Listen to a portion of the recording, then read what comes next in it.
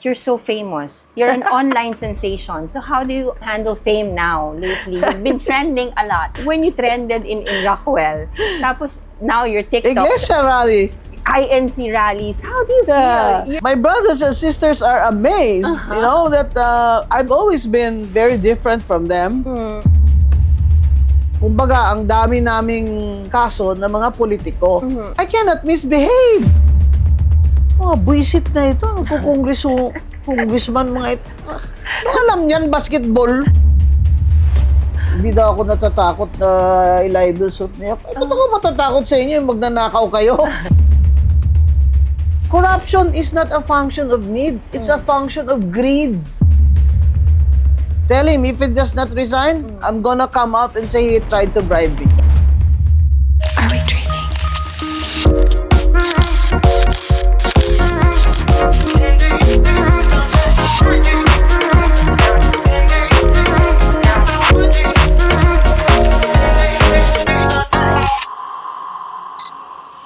Hi guys! Welcome back to my YouTube channel, and my guest for today's episode is the GOAT, greatest of all time. It is truly an honor to be interviewing her today. Attorney Rowena Guanzon, Mama Bing! Yay! Mama Bing, oh my God. Thank you, Aiko. Thank you. Starstruck. Thank you for having me. Yes. Well, I've been watching you for years. You know, I'm a Quezon City voter. And I've been tracking your career. And so am I. But you know, I don't get to socialize much when I was commissioner. So I'm so glad I'm here. Yeah. Thank you. And I'd like to take this opportunity also to thank my good friend, Attorney Lim. Thank you. Thank you. At Mama Bing, you're known to be frank, honest, and minsan talagang palaban. How were you off camera? I'm very funny. Kanina nga, the 10 minutes I was able to talk to you, you're very funny and I'm candid. actually very funny, and I'm a very loyal friend. I'm witty, so I enjoy my friends, and they enjoy me. And I live a simple life. You know, I have diabetes, so I can't eat that much. Oh, okay. Kahit gusto ko pa. So, and instead of being, you know, acquisitive, na I want to buy this, I want to buy that, I like to have experiences with other people. No? So, for example, I share my Christmases with children with autism, Down syndrome, you know, the gays, the LGBT na seniors. Yan, last Christmas yun ang mga Christmas party ko. Instead of party, di ba? Sa friends. Kasi what makes me a better human being is when I care about other people in need. So, off camera, I'm funny, I'm compassionate, I'm very karinyosa, kay Ilongga ako Was there an instance in your life, Mama Bing, na that made you of who you are today, na very fierce, very strong-willed? Oh, that's because of my parents. Oh, okay. I was born between 3 boys. I was born in 1957. You know, that's only how many years after the war, right? It's like 10 years after the war. So my parents, my father was a judge. First summa cum laude of Silliman University, and a war hero, veteran. My mother was his classmate, and she was in politics for 33 years as councilor, board member, and they were both very patriotic. My father received the U.S. Congressional Gold Medal from the U.S. Congress. So anak ako ng sundalo, no? And anak din ako ng politiko. Kasi during the war, my mother's father was mayor during the Commonwealth, mayor kay Quezon, and refused to surrender to the Japanese. So, yung courage ko, not only siguro sa DNA ko yun, pero sa talagang the life experiences of my parents, talagang na-imbibe ko yun. Na fight for your country, make sacrifices. You know, if you have to, and take on leadership roles.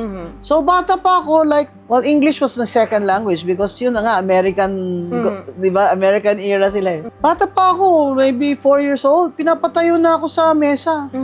Nagde-declamation ako, nag-oration. So, they trained me for public speaking. Di ba? So, but, yung gender awareness ko was also early. Siguro mga 9 years old, I knew na the boys had a favored status in this society. And I did not like that. Yes, yes. Kasi, bakit? Patos lang tayo. Diba? Correct. But since they were boys, ako lang isa. Mhm. My ate was malaki ang agwat. Uh-huh. My mother was always out, and my father was the one parenting me. So I was Okay. really brought up by my father, no? So imagine this, in the 1960s, here's this girl in the province, brought up by a father who was a judge, summa cum laude, and a sugar farmer, asyendero, Yes. at the same time. So sabi niya sa mga kapatid ko na lalaki, you protect her, feed her, and entertain her. Kasi aalis siya eh. So I ended up with 3 brothers whose company I enjoyed very much. So up to now, I'm very happy with my brothers. Na-realize ko na hindi pala lahat kagaya ko na napakabuting mga lalaki itong mga kapatid ko sa kanilang mga... May exception Yeah, pa rin oo, pala. Oo. sa akin. Kasi, di ba dati, tutusan ka ng kuya mo, eh bawal ako utusan. Di ba? Ako pa nag-uutos. So, I had a happy childhood. Pero at the same time, we were taught academic excellence. The dining table was our homework table. And our tita was not married, was a pharmacist and a science teacher. So, homework time is homework time. No. So, playtime Discipline was talaga. playtime. Oo. But the boys had tasks, no? Kasi we had fish ponds, we had sugar farm. My brothers, when they were in high school pa lang, they'd wake up early, you know, 3 o'clock in the morning, pupunta na sila sa fish pond. Ako, since bata lang ako dyan, may iwan lang kami sa bahay, ayoko. So, when I was getting bigger, sumasama na ako. Kaya na-expose din po kayo sa ganung buhay. Na-expose ako na people work, di ba? And they produce, Correct. and they sell. And You just don't ask. yeah, and they help. Kasi yung correct. nanay ko, literally yung bahay namin bukas yung gate until nag-COVID. As in, yung mga tao, pag wala silang pagkain, pupunta lang sila. They go around the back, there's a kitchen there. Oh. Tapos, pag walang bigas, yung mga tao pupunta sa amin. And I have a lot of really, heartwarming stories about that. Mama Bing, you've mentioned a while ago that you grew up in a province where people are conservative. And now that you're in Manila, you're so famous. You're an online sensation. So how do you handle fame now, lately? You've been trending a lot. How do you feel? Actually, my brothers and sisters are amazed, that I've always been very different from them. I dance, Yes. I sing, they're mostly, one is a judge, but many of them are doctors, okay? I have 10 doctors in my family, including nieces and nephews. And you know how doctors are, they're kind of reserved, right? Yes, conservative. But me, they think I'm loud, no? Kasi when I'm around people, I greet everybody. I go to a party and parang akin yung party, Parang you're like the host. Kasi my mother raised me din eh. And she was very sociable and gracious, no? Which is being ma-PR is innate in you. Oo. Yeah, because I was brought up nga to have confidence. At the same time, I think because my role as commissioner was quite different from my lifestyle now. Because when you're commissioner, you have to isolate when I was commissioner, serious, no? I isolated myself from social life because I don't want politicians asking me for favors. Correct. Right? So whenever I went to the House of Representatives for the budget, that's when all these congressmen who need a favor will approach me. Yes. Which is fine because I'm in their house, right? But when I'm in my house, in the COMELEC, nobody could go inside my office. And although I would take some calls, I would always decline if it's about a case, right? Kasi dapat merits talaga. So, ibang-iba yung social environment ko So, when I was holding a high government position. Ngayon, para akong nakawala. Yun, I was gonna say, Yun. Mama Bing, parang late bloomer ka. Parang siguro ito talaga yung nature ko. Kaya lang, I had to take on a serious government function. Which was quasi-judicial, meaning para akong West. So, nakarobe kami. Talagang distansya, di ba? Kumbaga, ang dami naming kaso ng mga politiko. So, very hard to say no. At the same time, we were expected to judge cases fairly. Diba? And according to law. Ibig ko sabihin parang, nakawala ako, parang siguro ito talaga nature ko. Ito talagang buhay niya po. Na ano lang ako, na I had to take on a role, diba? Kasi before this naman, I was mayor. Oh, yes. That at 27, yeah. So, for 6 years, and President Cory Aquino appointed me. Yeah. We campaigned for her. I fought a warlord in my city. During President Marcos' time, there were 7 warlords. One was Dimapuro, one was Armando Gustilo, who lived in my city.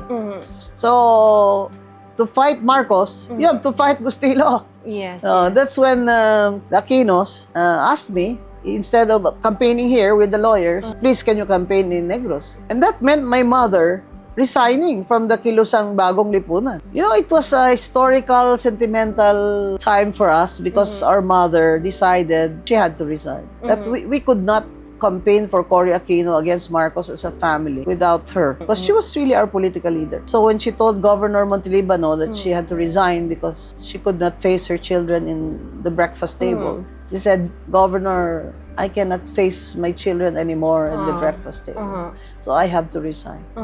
And she was very close with the governor. In fact, that's why when President Cory was already president, she appointed not only me as OIC mayor of Cadiz, appointed also my mother back as board member because she resigned. So I think we're the only mother-daughter team na ganyan eh. Mother and daughter na appointed by Cory. Correct. Oo. So do you think, Mama Bing, yung popularity nyo is high time also that you can use your voice to a higher position? Do you see and do you hear the clamor? Yes, I hear it. Yeah. How do you feel about the people, not only in social media, but personally, I go to the mall. Yes. And I love it because the riders, sisigaw sila, attorney. Yes. The drivers, they roll down the windows. Yes. Attorney, even the security guards. I mean, I cannot misbehave, Correct. Hindi na ako pwede magbalditahan ako dyan. Hindi naman talaga ako baldita kasi. I really greet people and, all walks of life.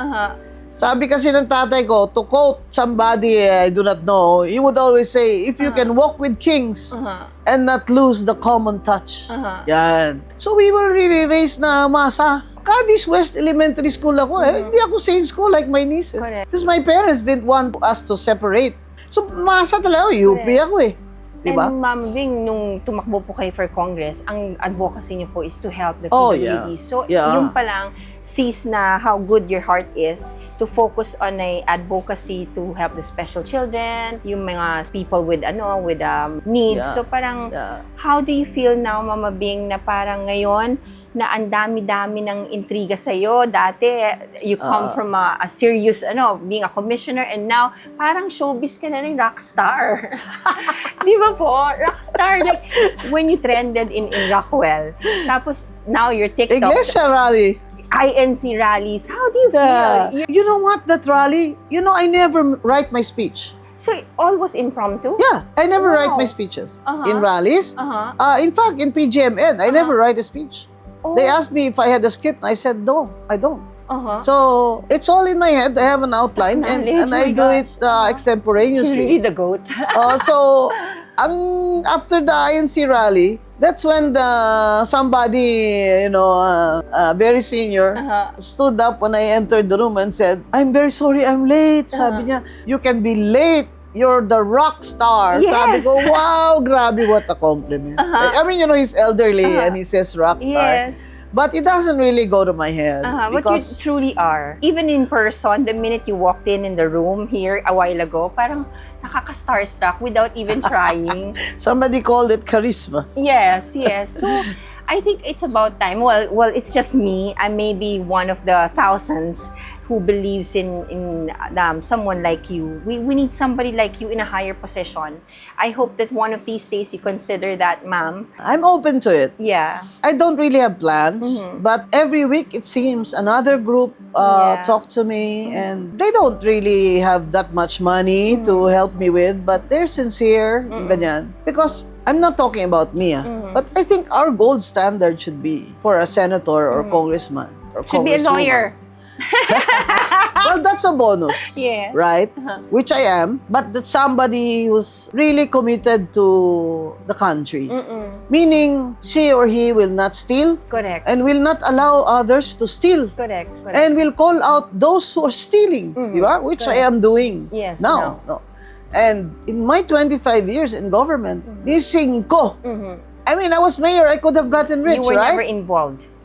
Yes. Wala. Wala po kami Wala in akong, fairness. even when I was commissioner, wala. Some people would bribe me, kaya somebody resigned from some committee when I gave the word and said, tell him, if he does not resign, I'm gonna come out and say he tried to bribe me. In fairness to you, Mama Bing, I've made the research before this interview.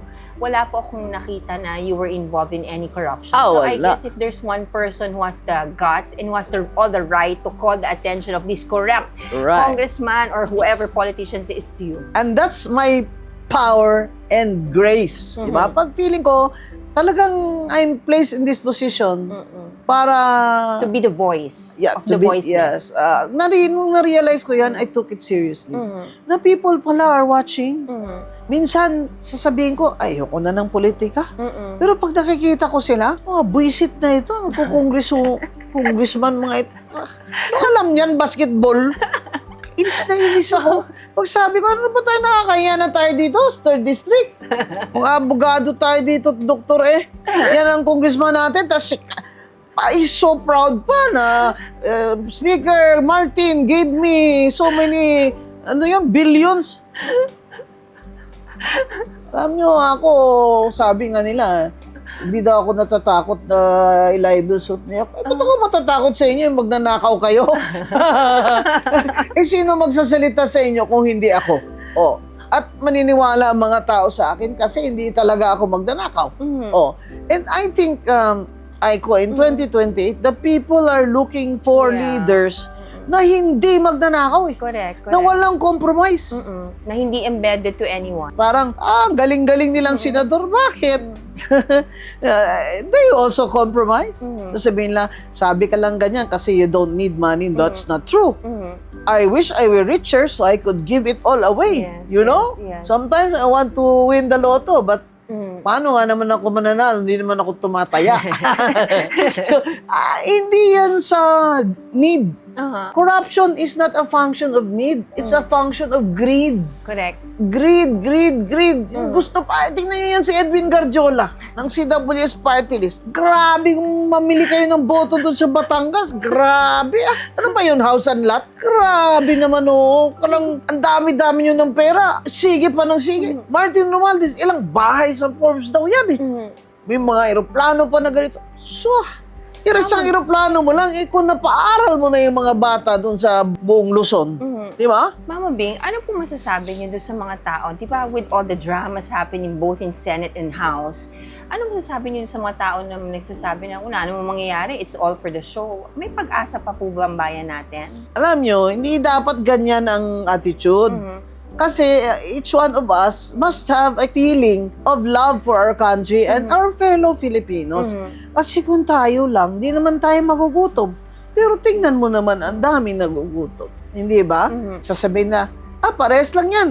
Maupo dyan si Sara Duterte. Maupo dyan si Martin Romualdez. Parehas lang naman yan sila magnanakaw. Sabi ko, alam mo, hindi dapat ganyan ang attitude nyo. One can make a change. Oo. Kasi si Martin Romualdez, magdududa ka pa ba na nagnakaw siya? Wala nang duda, di ba? Siyempre, dapat may... dapat naman may decision-making point ka naman as an intelligent person. Hindi naman yung, parehas lang sila. Kahit sino po dyan, magnanakaw din. Hindi. Hindi pwedeng kahit sino lang maupo dyan. We must demand. We must demand from all these candidates. Taas mo ang kamay mo dito sa Luneta na ipaputol mo ang kamay mo pag ikaw ay nagnakaw. Kaya hindi ako pwedeng magpresidente kasi papirmahin ko sila lahat ng waiver. So, senador pwede yung mga po? cabinet. Pwede. Pwede, senador po. Opo. Pag ako presidente, lahat ng cabinet secretary, pag nagnakaw ka, pirma, puputulin mo mga daliri mo. Live stream walang sasama sa akin. Kahit classmate ko, hindi sasama sa akin. Pero kailangan may makulong. Opo. Look at Singapore. Why are they very honest? Yeah. And they're number one in terms Yes, of because when economy. Lee Kuan Yew, Yes. diba, was there, he was prime minister, pinakulong niya talaga at pinakulong sila lahat. Diba? At takot ka ngang suminga. Ang bubble gum sa Singapore, diba? They're very strict. Diba? Talagang everybody complies. Dito, Guinness World Record na yung Ferdinand Marcos.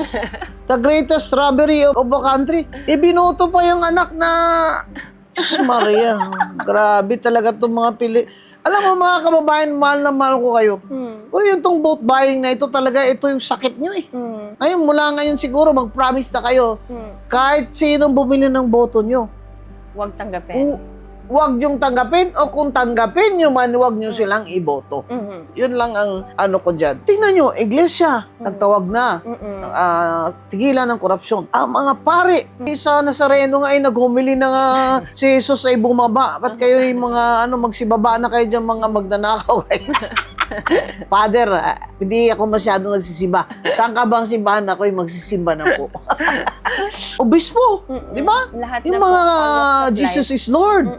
Ano pa ang kailangan para maniwala ka na talagang corrupt itong administration ni Bongbong Marcos at kailangan ng palitan? Either mag-resign siya ngayon or sa 2028, huwag silang iboto. Paano po yung impeachment po, di ba? Both the president and the vice president are, facing impeachment po, Mabing. So, anong mangyayari na po?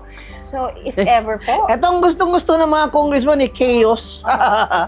The House of alam nyo, kumpanyeros. Kompanyeras. You are breeding chaos? Wala na ba kayong magawa dyan na batas na kailangan namin?